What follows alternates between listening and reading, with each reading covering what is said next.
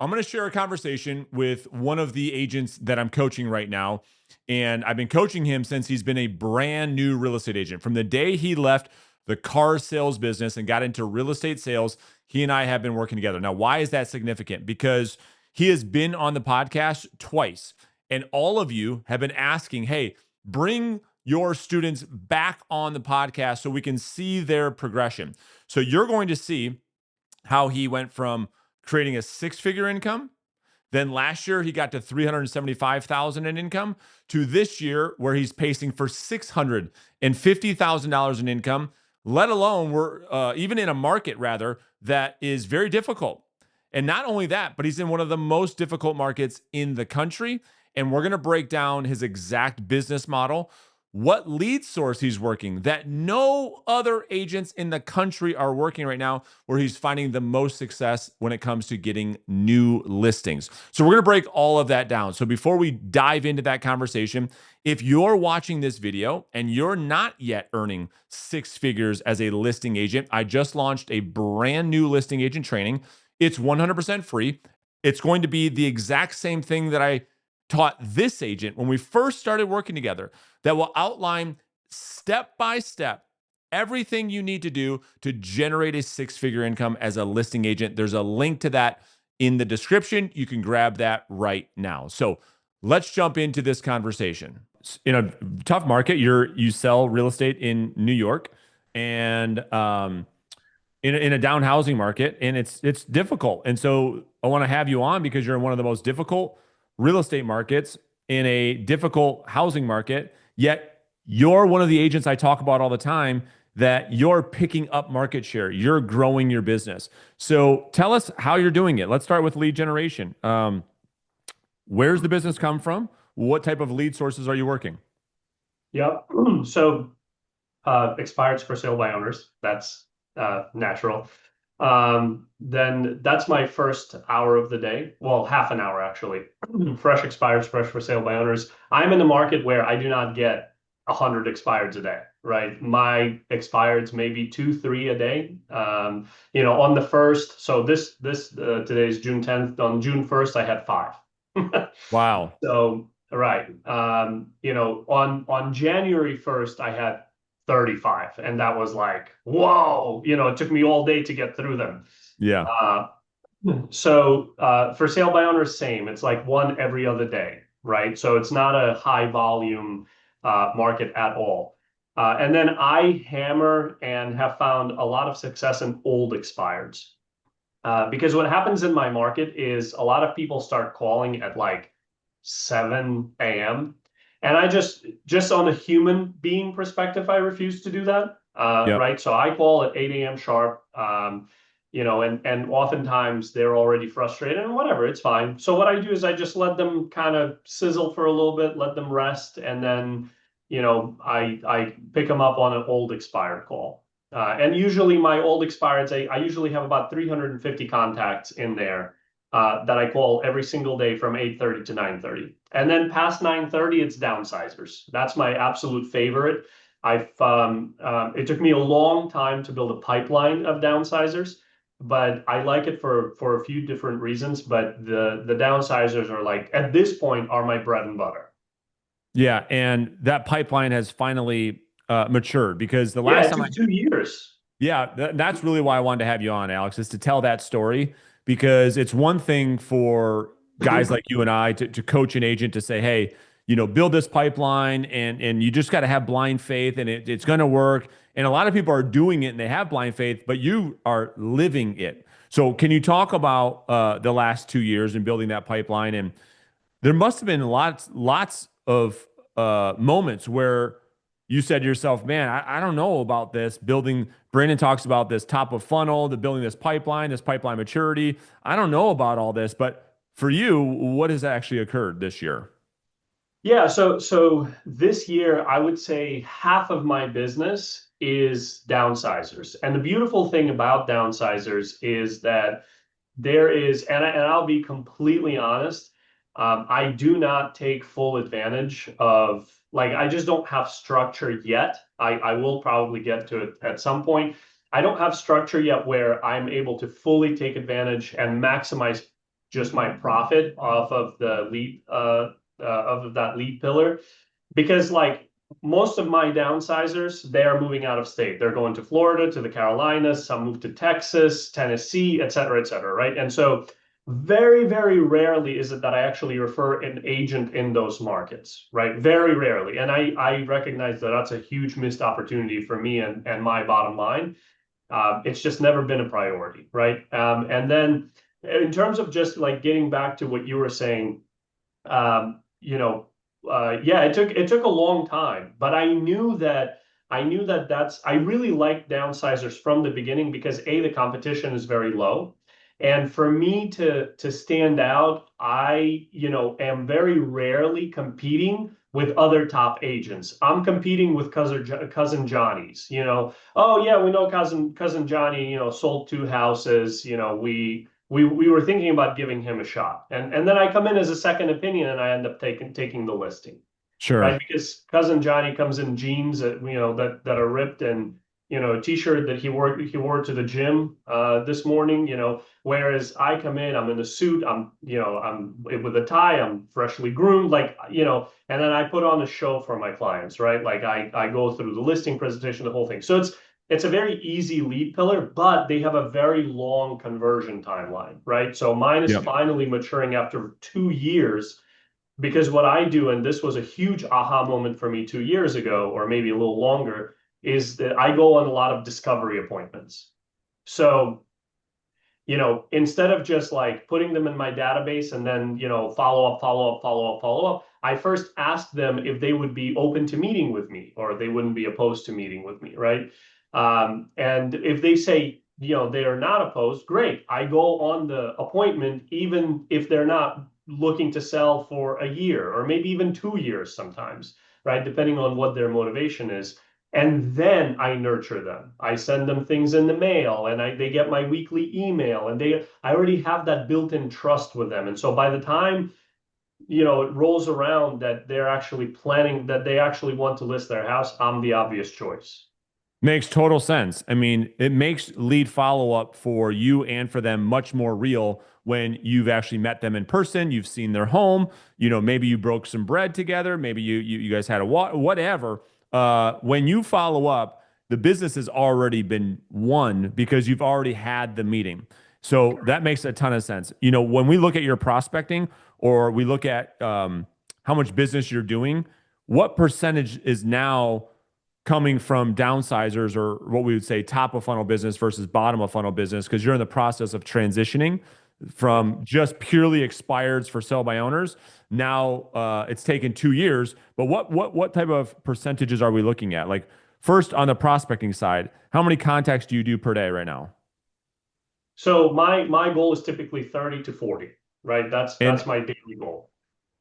and then with that, how many of those contacts are FISBO expired, old expired versus downsizers? One or two, like, not many. Sometimes So the none, actually. so most of them are downsizers these days. 95% plus. Yeah. Got it. Okay. All right. And then of the business you've done this year, I mean, you did 22 last year. You're sitting at 21 halfway through the year. I don't know why we can't get to 40. You said 30. You're letting I yourself know. off the I hook a know. bit. Yeah. But you can double your business this year. Is that because what I've have been telling you for a long time, which is that you don't have to work any harder. If you build a pipeline, these contacts compound on top of each other year after year after year. In other words, you've always been doing 30 contacts for a long period of time, yet here you are halfway through 2025 and you've already done the production you did all of 2024. Is that what's going on?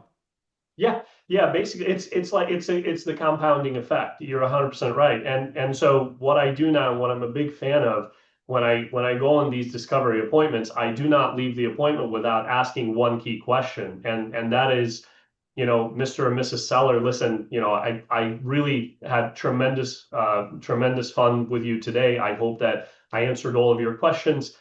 Before I let you go, I mean, or before I leave, I'm just curious. I mean, obviously, I have all the confidence in the world that I'll be able to help you get the property sold when you're ready. The only question is then, when the time does come, do you feel confident in my ability to help you get the property sold? And do you feel like I would be the right person to help you?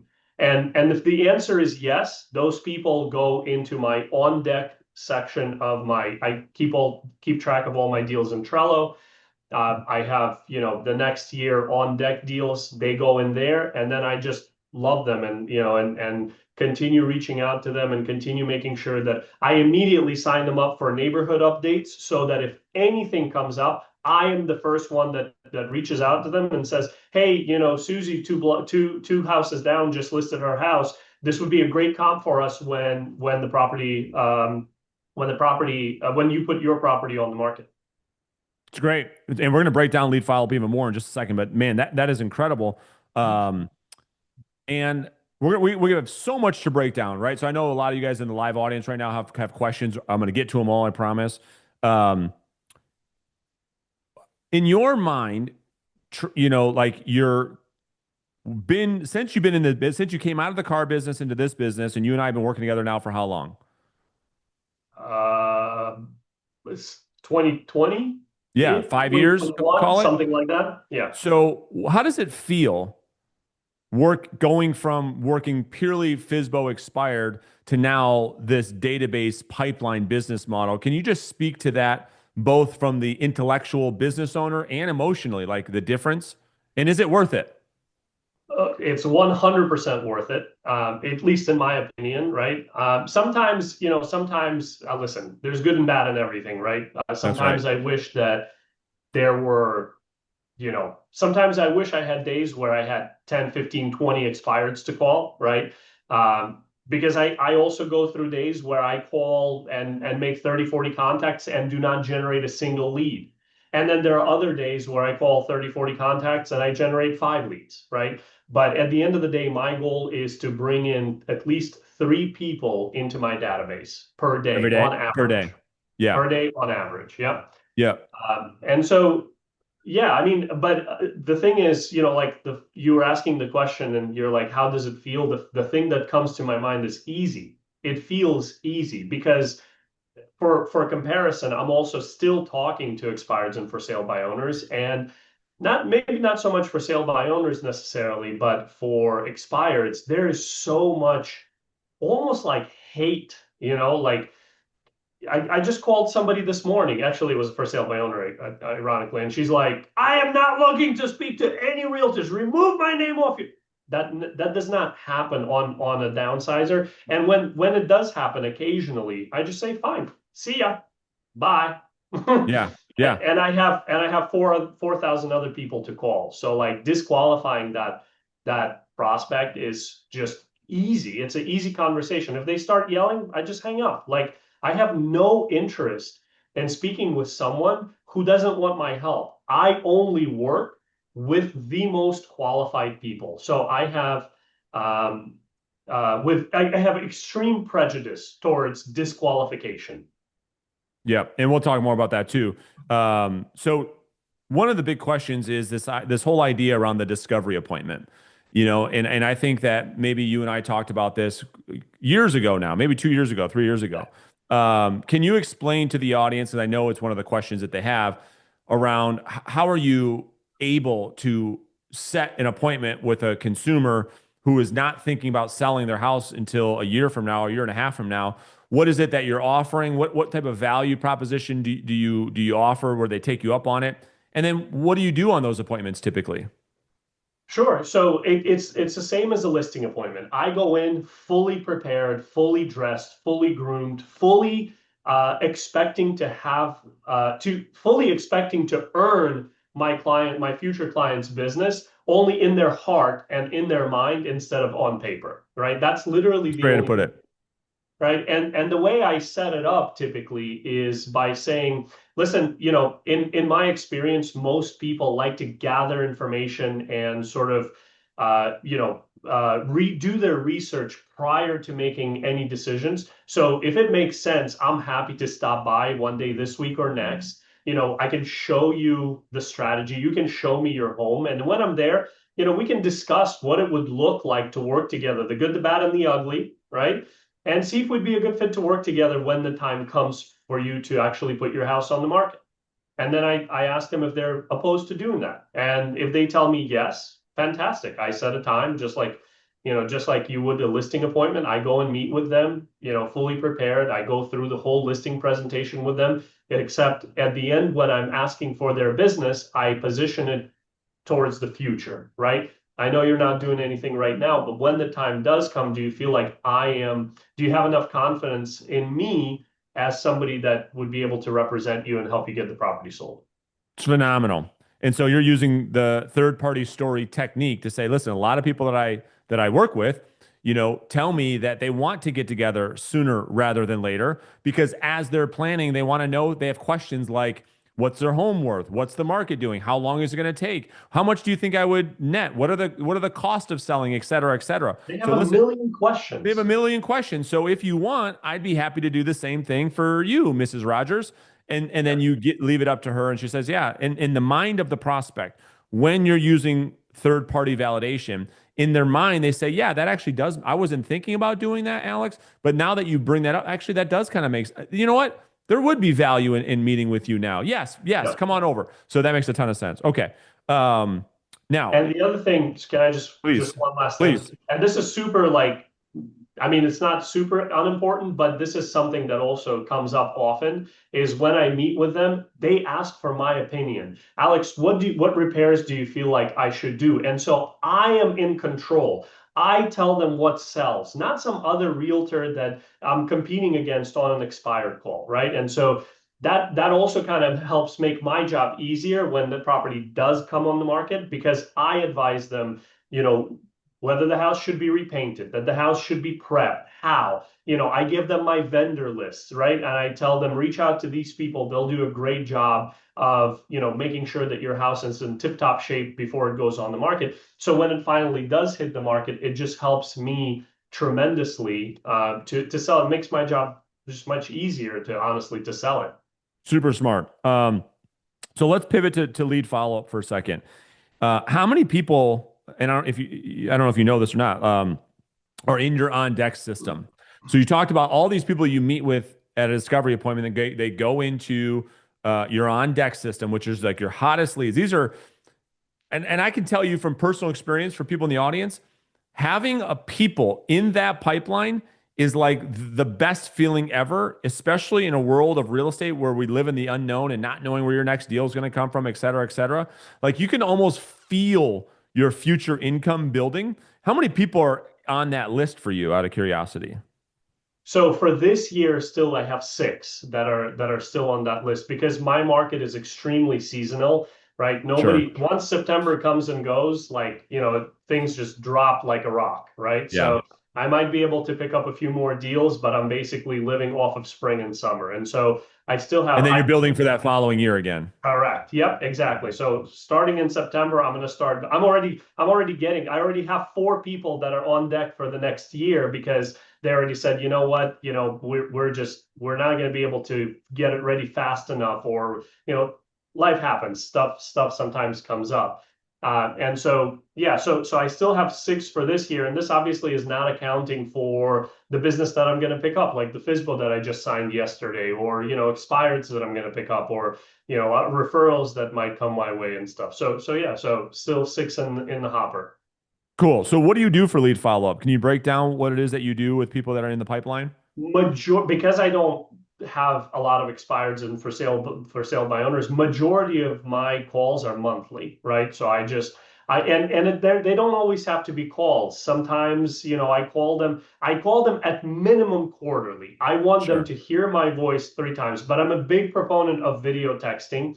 I think at least in my market, nobody does that. And so it without having to feel like I'm bothering someone that I just met with a month ago, I just throw up my phone and say, hey, Mr. and Mrs. Jones, I just wanted to, I thought about you and wanted to say thank you again for meeting me last month. And, I look forward to doing business with you. In the meantime, if you need anything, don't hesitate to ever give me a call or shoot me a text.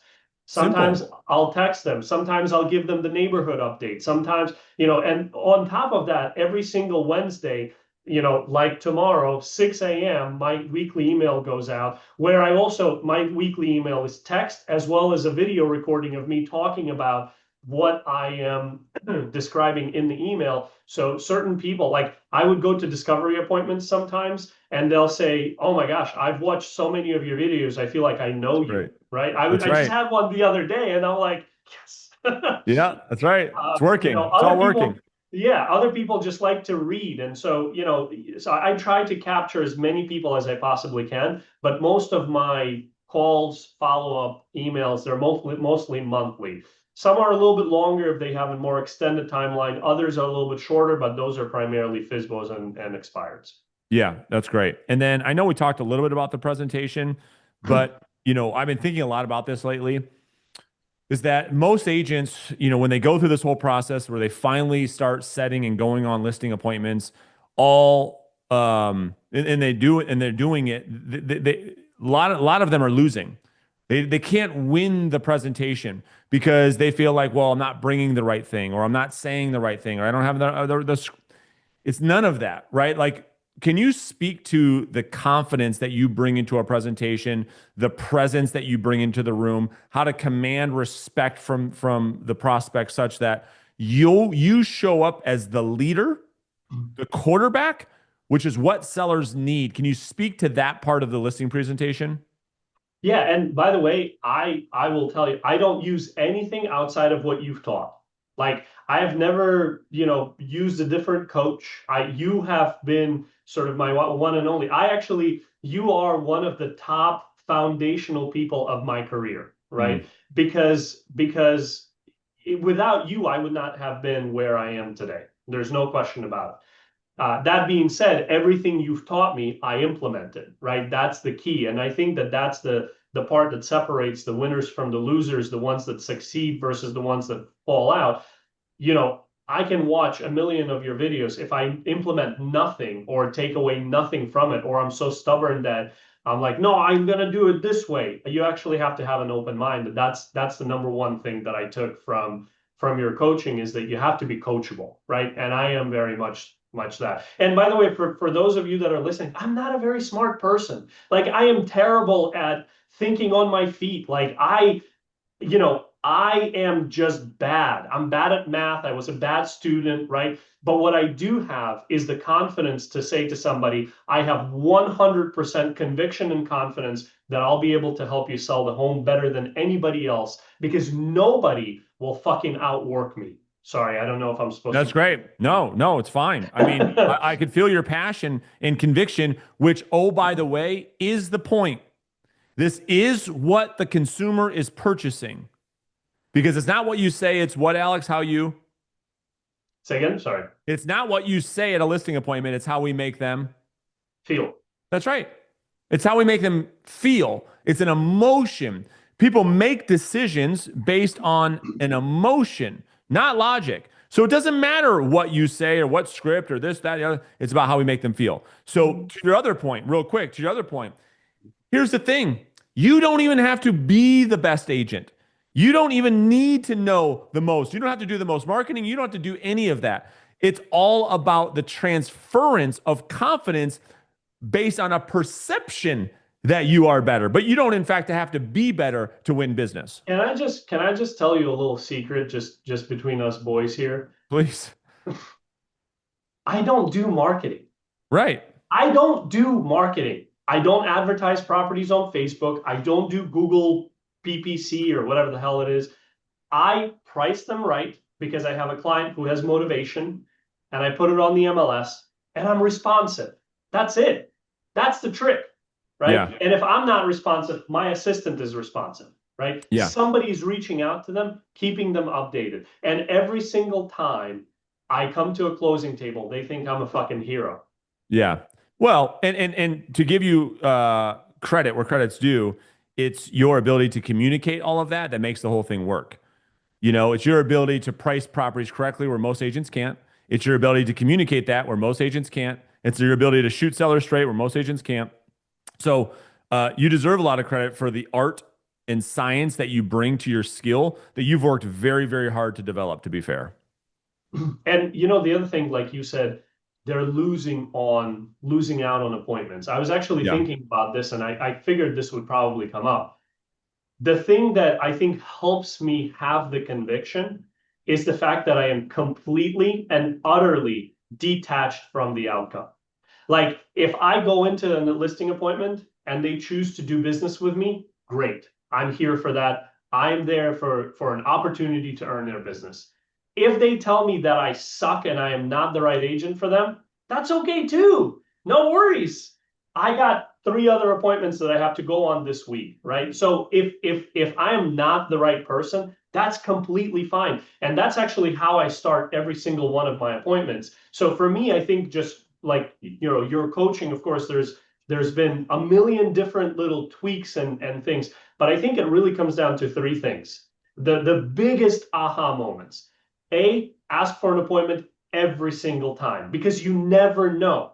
They might say yes. And if they say no, oh, well, we'll follow up with them. That's number one. Always ask for an appointment. Number two, always tell them that you're okay with walking away. Like if and be actually okay with that in your heart and in your mind, right? Mm. That's number two. And number three, and I already forgot what the damn thing is. I had them all in my head. But anyway, but Those like are two pretty good ones. those are 2 good ones. But the thing is, at the end of the day, you have to be able to say, you have to be in a position to say, I have other people that will come up. I'm not going to freak out because, by the way, I lose listings all the time. All the time. It's Yeah. not like I go in and I win 95% of my listings. My ratio, I think, is 65%. Yeah. So, and that's okay. The reason I was thinking about it is I was flipping a house last year, and which, by the way, is a horrible mistake. If you're successful at your business, just stick to one thing. But I had this plumber come out, right? And right around the same time, my pressure in my shower at home wasn't really good. So I just asked this plumber, I said, like, what can I do to do it? And he just told me. And so I went in and I fixed it myself. And that kind of, it dawned on me that like this guy just basically took business away from himself, right? Mm. And so, but because he was completely detached from the outcome, he didn't care that I would go and do it myself. And so I use the same, I don't know if any of this makes sense, but it does make sense in my head. I use the same mentality in my head. Whether they use me, they want to do it themselves, or they think that all the realtors are absolute trash, that's okay. We all have our convictions. I'm going to focus on the people that treasure me, that value me, and that actually want my help. That's Everybody right. else, I have no interest in talking to them. It's really what you're referring to is abundance versus scarcity. You have an abundant belief mindset because you put in the work. And you can only have that because of your work ethic, because of how much prospecting you do, and your belief and conviction around the results you produce for your client. And then everyone else that doesn't do the work, that doesn't show up every day, who doesn't believe in the level of service they provide, come to everything with a scarcity mindset. Oh, I'm scared to lose everything. And so that's just the reality of what's going on in your business, right? So last thing, and then we're going to open this up for questions, you guys. So if you have questions, you can raise your Zoom hand. When we first met, you were, I think, doing some Zillow stuff. You were doing some other different things. Have you tried? Yeah, I mean, what have you tried that maybe doesn't work as well as what you're doing now? I know there's some other things for us to do in the future, but what things have you put in the graveyard that you've tried that just didn't work? So Zillow will forever be the RIP headstone in my backyard. Yeah, yeah.